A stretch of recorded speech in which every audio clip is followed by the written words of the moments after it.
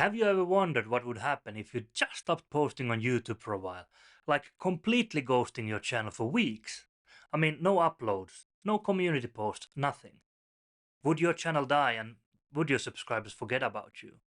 Or would the YouTube algorithm just leave you in the dark? Well, a couple of months ago, I decided to put that to the test. I haven't posted any new videos for almost 3 months. And I had some bad feeling about what would happen, but what actually happened surprised me. In this video, I'm gonna share what really happens when you take a break from YouTube, what I learned from my own mental health during the break, and most importantly, what you can take away from my experience. So if you ever need a break, you don't feel like you're ruining all your hard work and progress. Let's get into it. Let's start with the biggest fear that most YouTubers, especially newer creators, might have. If I stop posting, my channel will die. I actually believed this for the longest time, and I thought the moment I stopped feeding content to the algorithm, YouTube would abandon me. My videos would stop getting recommended, and views would drop to zero, and my subscribers would slowly disappear from the radar like a falling airplane. But then I checked my analytics, and instead of seeing a flat line, I saw something surprising. My channel was still getting views. In fact, some of my older videos were still performing really well. My subscriber count didn't drop, it actually went up. And that's when I realized something. YouTube doesn't forget about your channel the second you take a break.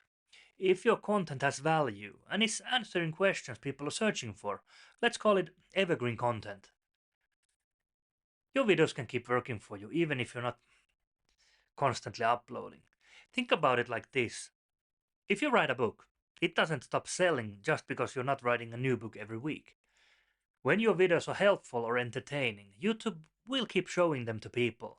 So if you're feeling burnt out and thinking I can't stop or I'll lose all my progress, just breathe. If your videos are optimized for search and provide genuine value, they will continue to attract views. But now I want to hear from you. Have you ever taken a break from YouTube?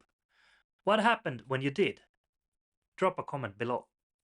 But here's the thing.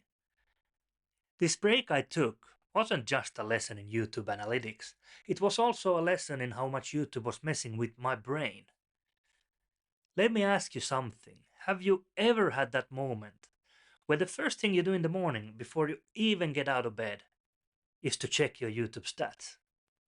Because that was me. I was glued to my analytics, checking my views like they were stock prices that could crash at any moment. And here's the worst part, I didn't even realize how draining that was until I stepped away. Before my break, YouTube started to feel like this never ending grind. I was constantly thinking about the next video and stressing over performance, even feeling guilty anytime I wasn't working on something new. It's like I had turned YouTube into a job before it even fully became my job. But when I stopped uploading, something interesting happened. The stress disappeared.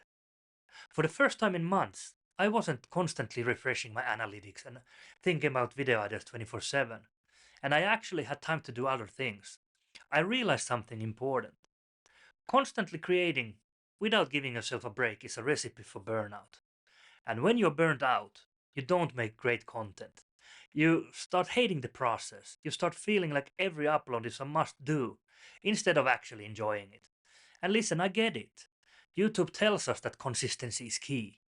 But the audience doesn't just want consistency, they want passion, energy, and good content. And if that means taking a step back to recharge, do it. Now let's talk about the part I haven't mentioned yet.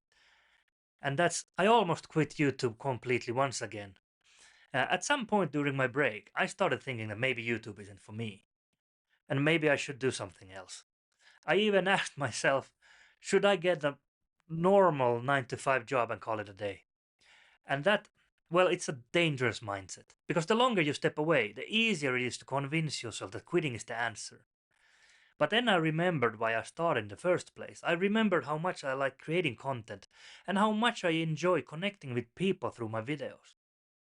And that's what I want you to remember too. If you're feeling like quitting, ask yourself, why did I start? If the reason still matters to you, don't quit. Take a break. Come back later. Stronger. And one of the best things I did during my time off was travel. I went to Thailand and there something clicked. For the first time in a long time, I wasn't thinking about checking views or stressing over content. I was actually living my life. And that's when it hit me. YouTube isn't my life, it's just a part of it. And that's something I think every creator needs to hear. Sometimes stepping away and experiencing new things makes you a better creator. It gives you new perspective, fresh energy, and honestly, also better stories to tell. So, what did I learn from not posting on YouTube for almost 3 months?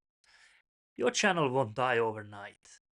Make evergreen content and your channel will continue to thrive. Your mental health matters, and burnout kills creativity faster than any algorithm change on YouTube.